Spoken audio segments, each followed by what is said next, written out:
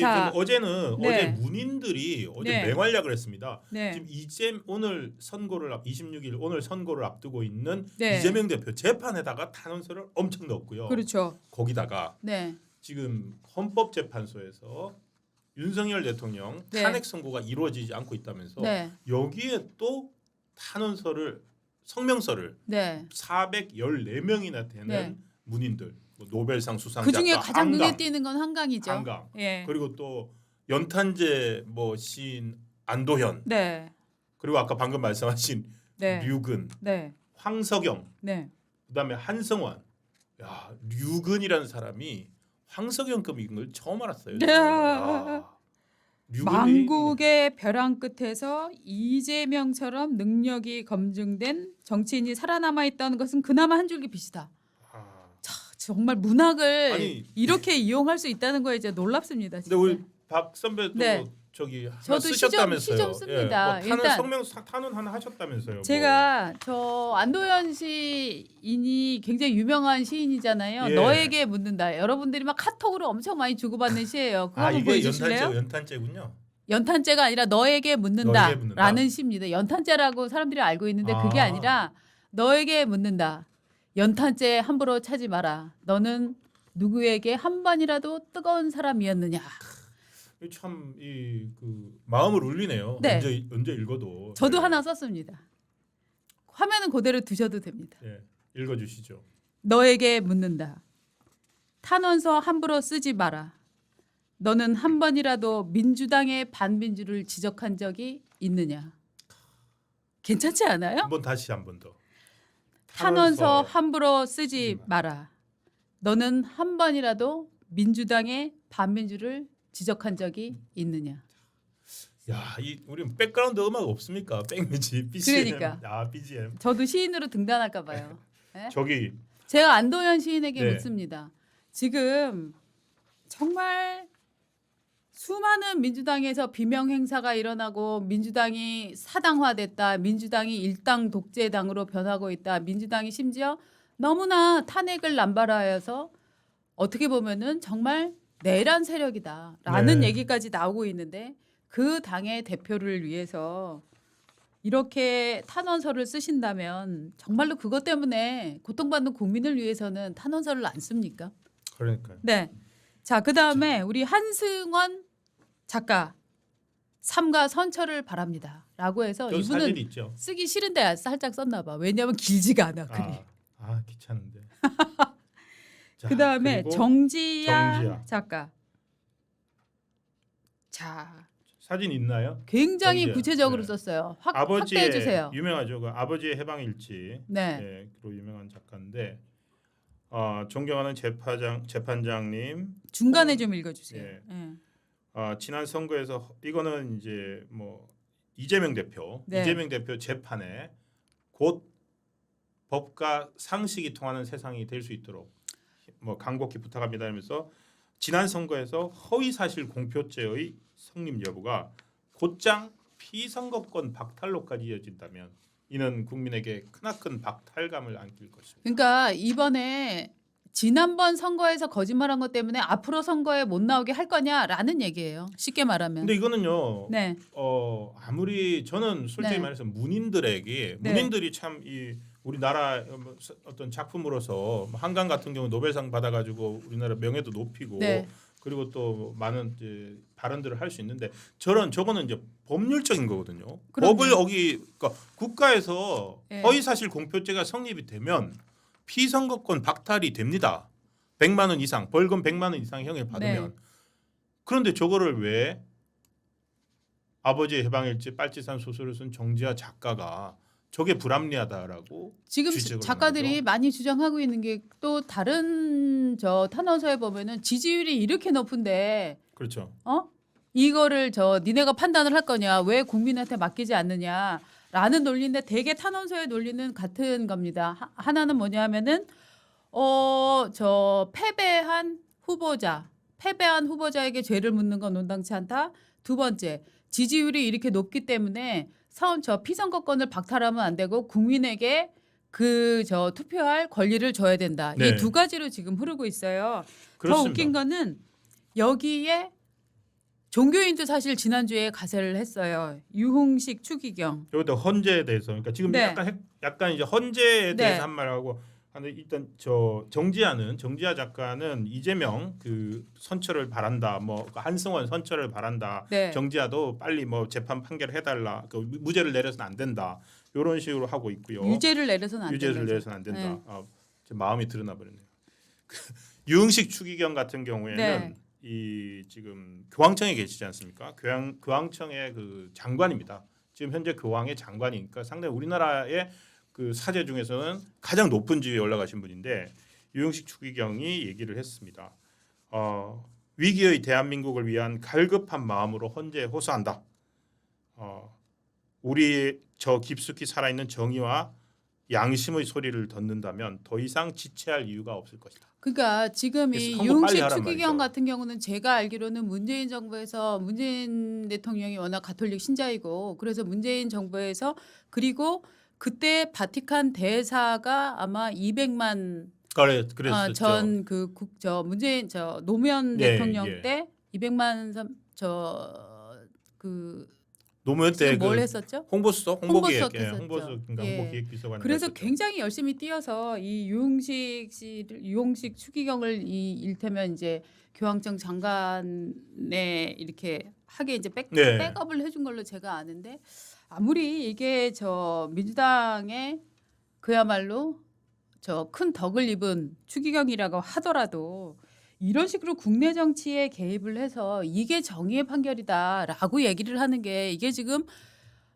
정의구현 사재단의 한 명의 신부도 아니고 이 정도 높은 위치에 있는 추기경이 과연 정말 이런 정치질을 했어야 됐나? 저는 정치질이라고 얘기하겠습니다. 저는 이게 왜곡을 합니다. 우리 사회가 네. 민주화 시기를 지나오면서 네, 과거에 종교인들 네, 그리고 문인들 네. 이 일반 어떤 국민들이나 언론들이 쉽게 목소리를 내지 못할 때 문인들이 그런 자기들의 목소리를 내서 민주화에 기여한 적은 있습니다. 네. 과거고 그렇죠. 성과지요. 그렇죠. 그런데 지금이 과연 이분들은 약간 시대착오적이라는 느낌이 드는 게 지금이 그때와 같은 어떤 뭐 독재 정권 그리고 민주화가 이루어지지 않은 정권 시대는 아니거든요. 네, 그런데 세상은 이만큼 가 있는데 이분들의 사고 방식은 여전히 그 어떤 독재와 민주화 반민주 이런 이분법에 빠져 있는 거예요. 그렇죠. 그렇지 않다면 이런 네. 식의 발언을 하기가 힘들 것 같아요. 맞습니다. 대표적인 게 오늘 아침에 한강 발언 때문에 이게 많던데 한강 노벨상 수상 작가 이렇게 썼습니다.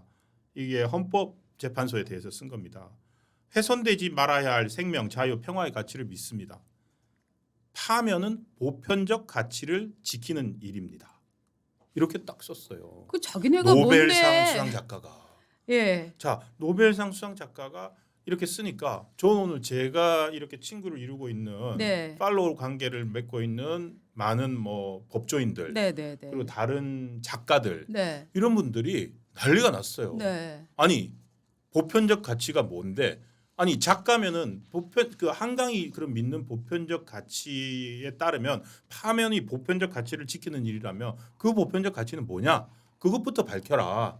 이렇게 얘기하는 분들이 있고 또 어떤 분들은 아니 보편적 가치 좋은데 왜 유독 그 보편적 가치는 한쪽에 대해서만 요구하냐? 그러니까 그러면 윤석열 헌법재판소 재판에 대해서 윤석열 대통령에게 보편적 가치를 요구한다면 이재명 대표에 대해서도 똑같이 보편적 가치를 요구해라. 그러니까 한마디로 정말로 지금은 예전에는 정말 뭐 핍박받는 자의 편에 예. 선다라고 했던 사람들이 지금은 정말로 이 거대 다수당의 대표를 향해서 그렇죠. 지금은 그냥 저는 이거는 무슨 핍박받는 자에 대한 배려가 아니라 그냥 거대 다수당의 대표를 향한 저는 그냥 압으로밖에는 아부. 해석되지가 않아요. 우리들 편, 우리 네, 편을 우리 향해서. 편. 예. 우리 편은 어떤 짓을 해도 괜찮다 이런 거잖아요.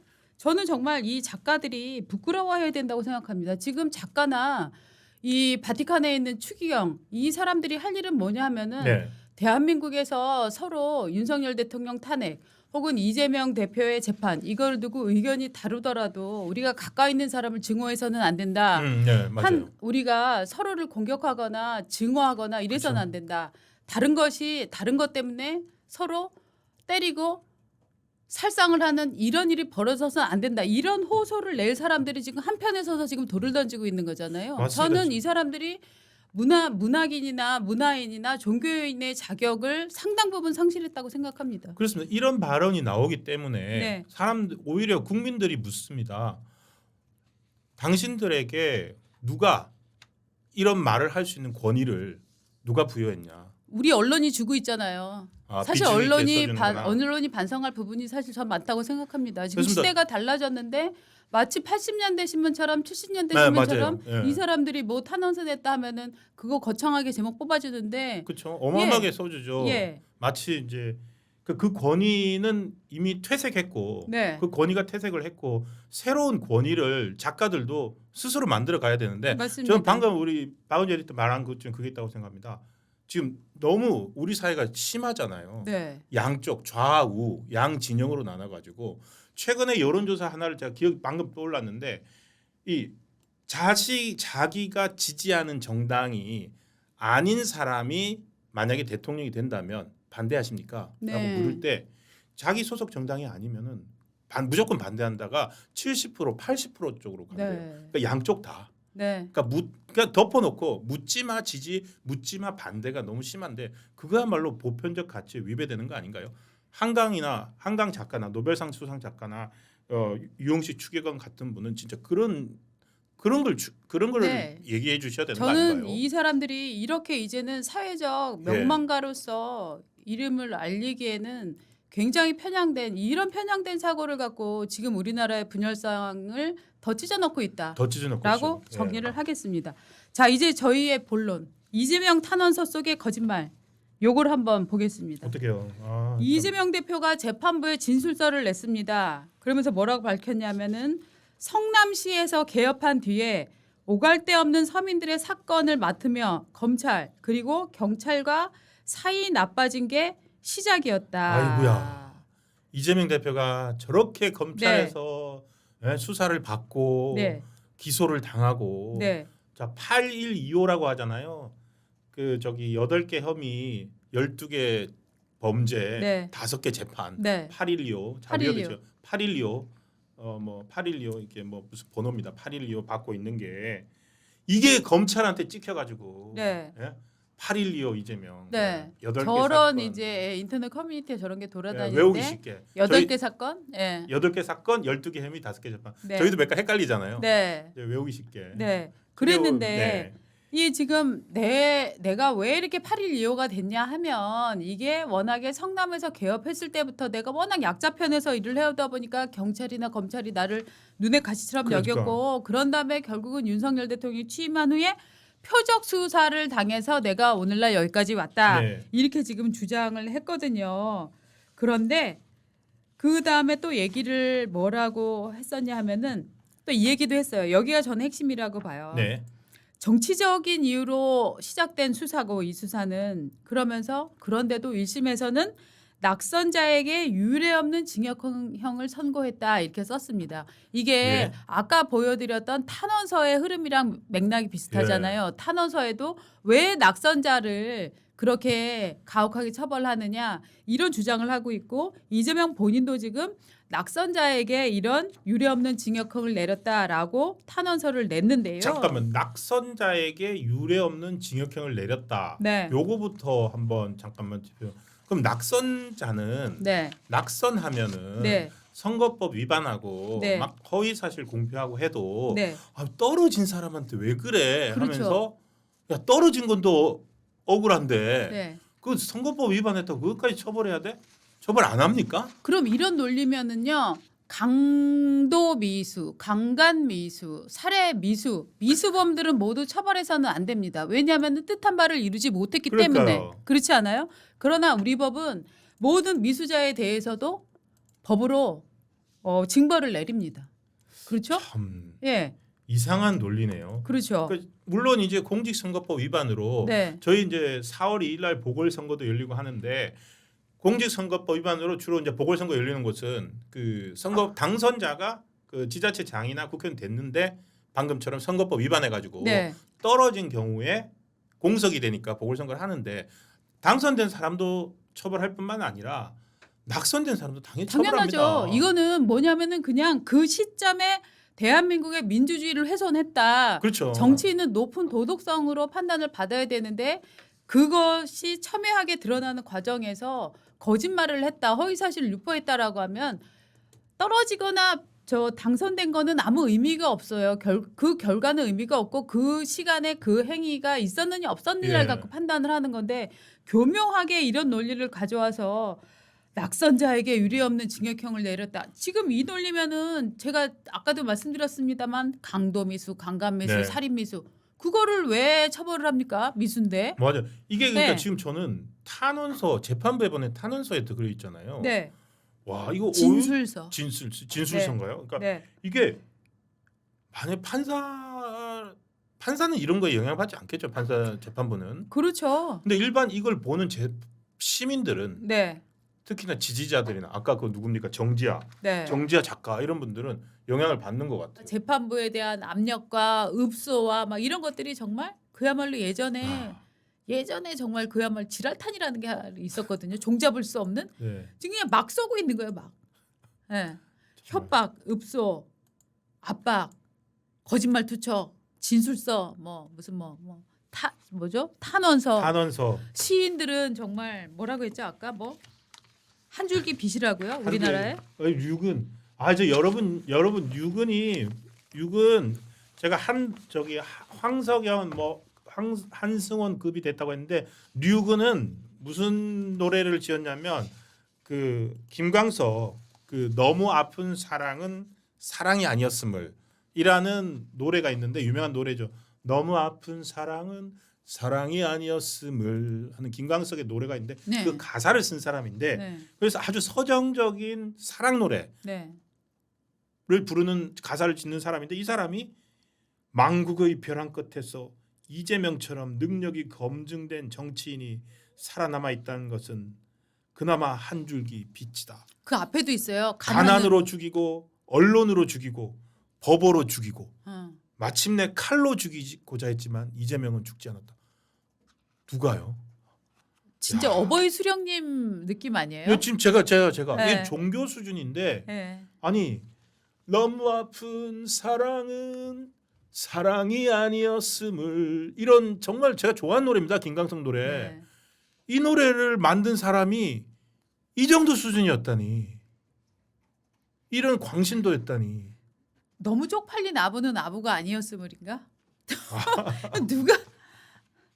네? 정말 이 노래를 좋아하시는 분들은 네. 많은 분들이 부끄러워할 수도 있을 것 같아요. 그러니까요.